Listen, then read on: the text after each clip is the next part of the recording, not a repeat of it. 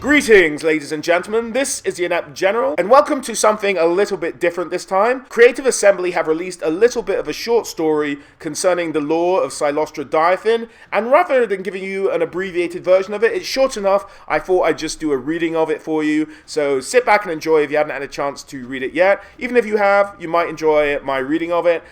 So here is The Siren of the Storm by Andy Hall.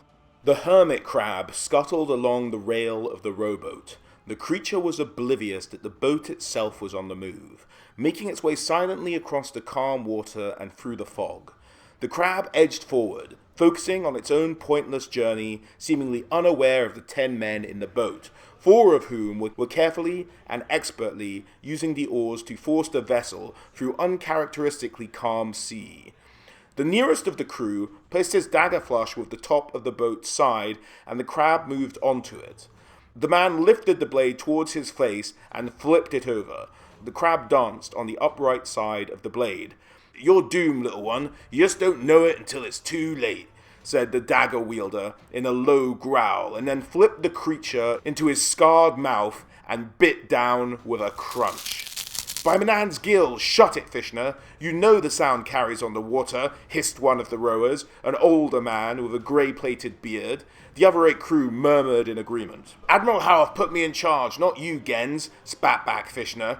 "You've had plenty of opportunity to lead, but you didn't step up, so make way and don't challenge my authority again, you old coot." I've led a raid, it's true, but some of us are happier holding a cutlass and taking their share of plunder, rather than a share of the glory, Fishner. There's a reason I've lived longer than you, so take my advice and shut that mangled mouth." Fishner was about to retort when the nearest crewman nudged him in the side and pointed. Out of the fog, a ship came into view. Its sleek silhouette gave way to a hull covered in barnacles and in a state of disrepair. It looked Bretonian in aspect, but with an old-fashioned hull compared to the ships of Leoncoeur's current fleet. All was quiet as the rowboat approached. No lookouts on deck sounded the alarm as the boat thudded against the hull of the larger ship. As silently as they could, the small group swung their rappel lines, throwing them up at the latch on the balustrade of the main deck. The raiders shimmied up the ropes as easily as they did the rigging of their own ship. Fishner was the first over the rail, quickly followed by his crewmates, vaulting into an aggressive stance with cutlasses in hand. They were met with silence. The only thing on deck other than themselves were wisps of mist. "Spread out," ordered Fishner. "Find where the crew are lurking and what cargo's on board. This might be our easiest haul yet. I'll get first mate for this." "Something ain't right," said Gens. "Smell the salt. I don't like it." "You're always sour, looking for ill omens, when it's clear they've just abandoned ship. Stop moaning and find me their treasure." The raiders fanned out across the deck with blades raised. Fishner took 3 toward the bow, while Gens went aft with 3 more of his crewmates. The remaining 2 began searching the center of the ship around the main mast. "Sea-baked fool! He'll end up Merwin bait," chunted Gens as they approached the stern castle. They stopped and looked at the structure that raised off the main deck to fill out the back of the ship. It was gaudy, even for a Bretonian design. Gens noted how the poop was fashioned more like a theatrical stage than that of a working deck. It was an observation that bothered the old sea dog, but he couldn't work out why. He urged his crewmates onwards to the door of the main cabin. Gens reached for the door handle and was surprised to find it slimy and covered in seaweed. The cabin wall and even the deck they stood on was damp. Perhaps not a surprise for a lost ship at sea, but still, the ocean was as calm as a garden pond. You needed tall waves to reach this far in deck. Slowly Gens opened the door and entered, his 3 crewmates held back. "Cravens!" he yelled behind him. The inside was lavish but sodden. Gens saw a great parlor, dominated by a grandiose dresser on which a mirror, cracked and stained, rested. Tiny droplets rested on the mirror's surface. Beside the dresser was a perch on which crouched a rhesus monkey, its sharp-fanged teeth bared. Gens gave a start on seeing the vicious-looking, mangly-furred primate, and raised his sword, but the creature didn't attack. It remained statue still, stuffed. "Ugh, thank the Sea Father," he thought. Dismissing his relief, Gens looked around, desperate to find something of value to justify leaving. It was then he glanced upon the wall and saw the name of the ship. He read it, and the blood within his veins turned to ice. He was one of the few of the crew who could read, but now he wished he had remained ignorant. The lamprey, he whispered in terror as he looked upon the sign again. Underneath the legend was a scrawl in red ink. It was faded, but Gens could make it out. For my adoring audience. He left the cabin at a pace, barging into crewmates as if fired from a pistol. Ignoring them, he carried on at a panicked and clumsy gait, back towards the point they had boarded, where the rappels were still attached to the rail. Fishner and the rest of the boarding party waited there, looking smug as Gens approached.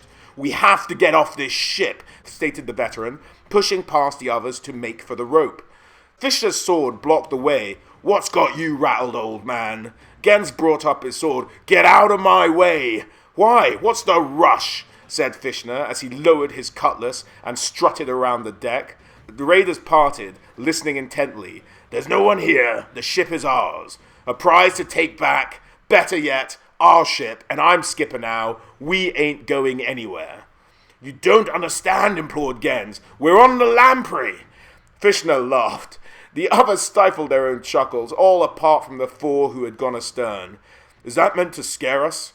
Who gives a Sartosan's beggar what the damned ship is called? It's mine now, and I'll name her what I like." "Damned," said Gens, looking from one crew member to the next. "This ship's damned, all right. It's the lamprey." "Enlighten us, Gens. Why are you pissing yourself so much?" said Fishner. The others, those that had been in the other parts of the ship, chuckled. None of them had even cracked a smile at anything Fishner had said at the start of the day. "The ship isn't yours, Fishner. There's one mistress of the lamprey." He looked around and saw mostly blank faces, although there was a flicker of recognition in one other. "You lot haven't roved on the Sea of Serpents, have you? Apart from me and old Johnny Gunleg here, you're all Sartosan rays," said Gens. "So? The lamprey hasn't been seen in the east since she left. If you knew her infamy, you'd be back on the rowboat before me." "Stop talking in riddles, Gens, or I'll run you through," said Fishner, raising his sword again. "Fine, but listen well, I shan't explain it twice. It may already be too late. There was a singer. Terrifying," said Fishner. Gens spoke over the laughs. "Legend has it that long ago a Bretonnian king sent his favorite court singer, a fierce lady of considerable size and temper, across the great ocean to perform for the High Elves. A treaty of great import was reliant on her pleasing the Phoenix King, for the elves believe good art, and music in particular, as valuable as gems and gold." "That's elves for you," interrupted half-blind Barry. Gens shot him a fierce look that immediately silenced the heckler, and continued. The significance of this voyage wasn't lost on the performer. Engorging her vain glory even worse than Johnny's gammy leg, a few of the raiders started chuckling, despite their surroundings. She subjugated the galleon's meek captain, ordering the crew to attend the needs and having those who dared incur her wrath mercilessly flogged. "What a weakling that captain was! I'd have put the wench in her place," said Fishner. Gens forged on. "Aye, he was feeble, but such was her performance that weeks into the voyage none dared gainsay her demands. Yet while the beaten crew indulged her whims, she could not control the elements. A vicious storm coalesced before the ship, blocking her route. If the lamprey captain was weak before his passenger, he was still a capable seaman. He finally found his backbone, and insisted they bypass the tempest. They would be late to Alf-1, but would surely live. He told the self-important passenger of her decision at the bow of the ship, where she had come to witness the storm for herself. On hearing his orders, she grabbed the captain by the throat, her bulk and rage giving her great strength. She cast him off the ship and into the sea, bellowing to the crew in defiance of the rolling squall. The madam was the lamprey's mistress now, and ordered the ship forward. She would not miss her performance. "I thought you were in a rush. If a tale's worth telling, it's worth telling well. That's the pirate way. Not that you'd know, Fishner," as he continued on with the story. The storm churned and raged. The crew ran about, trying and failing to keep the galleon on an even keel. The ship's captain stood on the prow and challenged the storm. She could sing louder than the gale, her notes performed above the wind's howls, and then she demanded safe passage. Such was her mania, she tried to bargain with the sea and the wind. The singer sang, her voice beautiful and loud, but the sea smashed against the hull, and the wind blew louder still.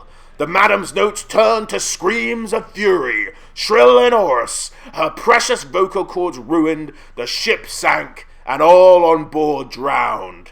As her lungs filled with seawater, she cursed the elements and the gods. Such was her rage at not being able to perform, the singer vowed to return, that death was no impediment, and an audience would hear her sing. A good story, conceded Fishner. Up there with your best tales, but that's all it is. She's been dead centuries, if she even existed at all. From behind Fishner came a few thuds, sounding like wet bags of sand hitting the deck. I ain't finished, said Gents. They say that as she drowned, she finally made her pact. Stormfells, the evil god of the sea and the opposite of the god Manan, came to her, promised immortality, and taught her the ways of sea magic in exchange for becoming his emissary, the siren of the storm. You're full of it. You're not the only one that sailed the great ocean, Gens. More fuds. And a few of the party turned away from Fishner's grandstanding, peering into the thickening fog. Half-blind Barry thought he saw shapes moving around the mast that were moving slowly toward them. But then he couldn't be sure he was half-blind after all. I have a few years under my belt, and I've never heard of her. What's the wench's name? Madame Cylostra Direfin, sang a voice. It was a feminine delivery that sounded both beautiful and horrific at the same time. Fishner and those by him recoiled. Gents put his hands to his ears and found them to be trickling with blood. More thuds, closer now. And then a man landed in between them. He had fallen a great height, but landed as if he made the faintest of jumps. The arrival turned to Fishner, his face cold and dead, half rotted away, and home to sea urchins that rivered hungrily. Now then, matey, the court scepter Fishner, who was backing away in abject horror. Here's a tip. Next time you search a shit, be wise to look up on occasion. The dead man slowly rose his head upwards. Fishner's eyes followed, and he made a gulping panic sound. Gents had been struck dumb for a second, but he too followed Fishner's gaze.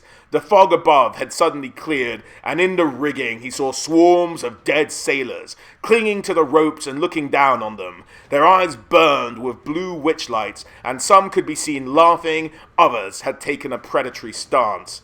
I like him best, boomed the singer's voice, and then she was there, appearing through a sphere of frozen water that quickly lost shape, splashing onto the deck. A large, ethereal presence hovered over the raiders. Even in death, she looked gluttonous and imposing, carrying a staff topped with a small mirror in one hand and a flabellum with razor's edge in the other. Cylostra pointed to Gens. You've heard of me? I adore my fans, she said, waving her own fan in front of her face. You shall spend years regaling me. Madam, I serve on another crew, said the quivering Gents. She waved away the objection. You'll attend me for eternity. You all will. She turned to the dead man, who landed amidst the living, then pointed at Fishner. Have that one soul fed to symbols? Aye, mistress. The urchin-faced man batted away Fishner's sword with ease and dragged him aft. Fishner's protest became more desperate the closer he got to the cabin. That was the last Gents ever saw of him. Have the rest drowned. Make sure they pledge their allegiance as salt water fills their lungs. No, please, screamed Gents and the others, even as the zombie sailors jumped down to surround them. No, there's no need for tantrums. You drowned the moment you boarded my ship. You just didn't know it until it was too late. Cylostra's attention already seemed to shift as she languidly floated toward her parlor-cum-cabin. Come, you lazy fools, let's get the ship moving. The show must go on. And that is the lore story of Cylostra Direfin that we got, ladies and gentlemen. It is pretty good. It fills in some of the gaps. We know that the evil god Stormfells is the one who taught Cylostra magic, which was one of the questions when I originally heard her lore. So that gap's been filled in.